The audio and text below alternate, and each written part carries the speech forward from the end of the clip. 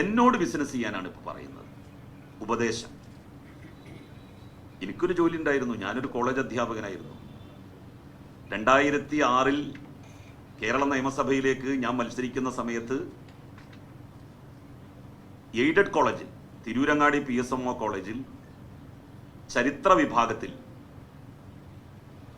ലെക്ചററായിട്ട്, senior ലെക്ചററായിട്ട് പ്രവർത്തിക്കുകയായിരുന്നു ഞാൻ.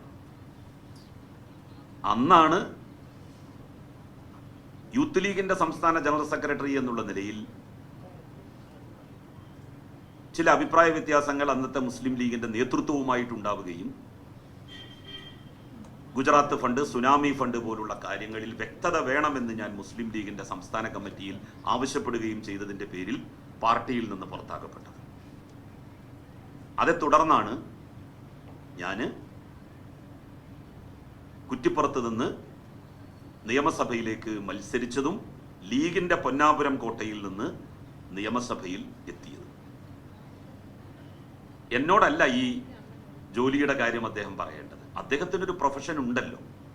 2021 അദ്ദേഹം നിയമസഭയിലേക്ക് മത്സരിക്കുമ്പോൾ പ്രൊഫഷൻ എന്നെഴുതിയ കോളത്തിൽ എന്താ എഴുതിയിട്ടുള്ളത്? ബിസിനസ്മാൻ എന്നല്ല, ലോയർ, അഡ്വക്കേറ്റ്. അഡ്വക്കേറ്റ് എന്നുള്ള പ്രൊഫഷൻ തെരഞ്ഞെടുപ്പ് നോമിനേഷൻ പേപ്പറിൽ എഴുതി.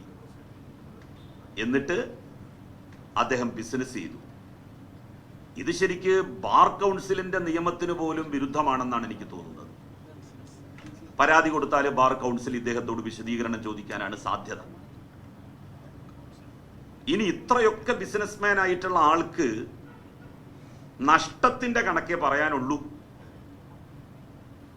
2021 താനൂരിൽ നാമനിർദ്ദേശ പത്രിക കൊടുക്കുമ്പോൾ തനിക്ക് ഏതാണ്ട് 47 ലക്ഷം രൂപയുടെ സാമ്പത്തിക ബാധ്യതയുണ്ട് എന്നാണ് പറഞ്ഞത്.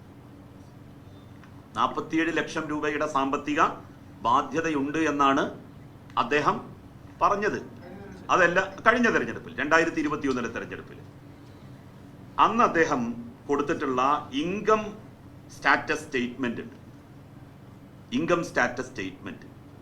ആ ഇൻകം സ്റ്റാറ്റസ് സ്റ്റേറ്റ്മെന്റിൽ അദ്ദേഹം പറയുന്നത് 2021 വർഷത്തിൽ അദ്ദേഹത്തിന് ആകെ വരുമാനം 3,98,324 രൂപ എന്നാണ്.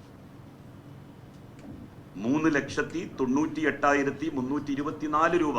ഇത് അദ്ദേഹം ഇൻകം സ്റ്റാറ്റസിൽ 2020-21 കൊടുത്തതാണ്.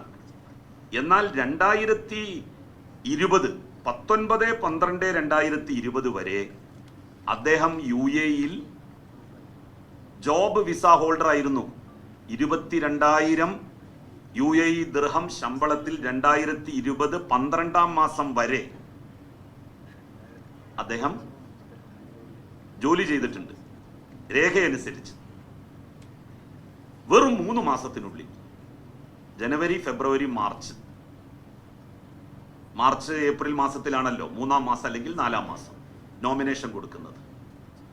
ആ നോമിനേഷൻ കൊടുക്കുന്ന സമയത്ത് അദ്ദേഹത്തിന് 2020-21 സാമ്പത്തിക വർഷം ഉള്ള ഇൻകം എന്ന് പറയുന്നത്, വരുമാനം എന്ന് പറയുന്നത് 3,98,324.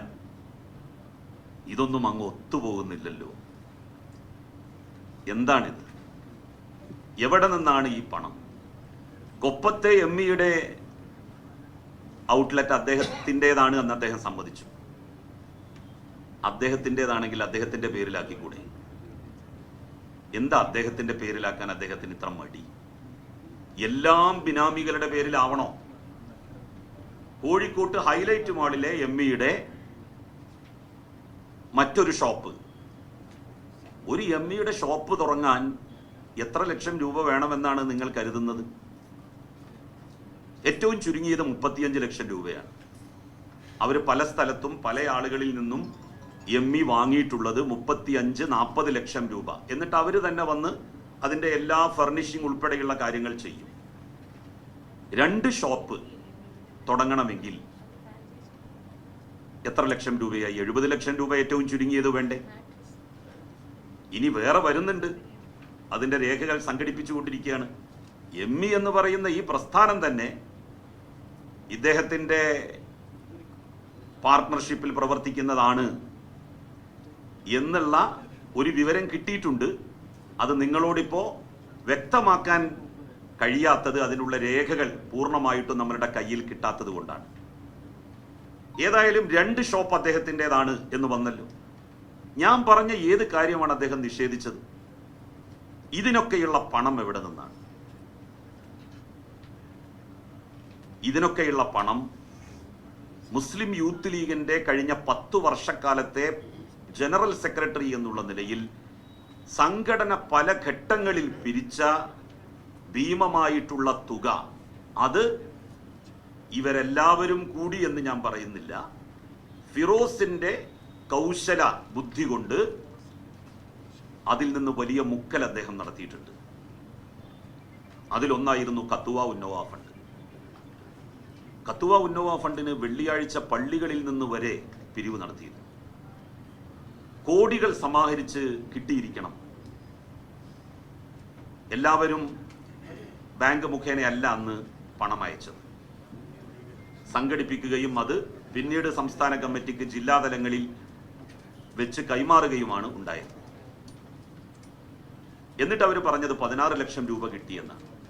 കത്തുവ ഉന്നോവ ഫണ്ട് ദുർവിനിയോഗം ചെയ്തതുമായി ബന്ധപ്പെട്ട്, അതിൽ വലിയ ക്രമക്കേട് നടന്നതുമായി ബന്ധപ്പെട്ട് കുന്നമംഗലം കോടതിയിൽ ഒരു കേസ് കൊടുത്തു. ആ കേസിന്റെ അടിസ്ഥാനത്തിൽ കുന്നമംഗലം കോടതി അത് അന്വേഷിക്കാൻ വേണ്ടി ഉത്തരവിട്ടു. ആ ഉത്തരവ് ബഹുമാനപ്പെട്ട ഹൈക്കോടതി കുറച്ച് ദിവസത്തേക്ക് സ്റ്റേ ചെയ്തു. ആ സ്റ്റേ ഇപ്പോഴും വെക്കേറ്റ് ചെയ്തിട്ടില്ല. വെക്കേറ്റ് ചെയ്യാനുള്ള ശ്രമത്തിലാണ് പരാതിക്കാരൻ.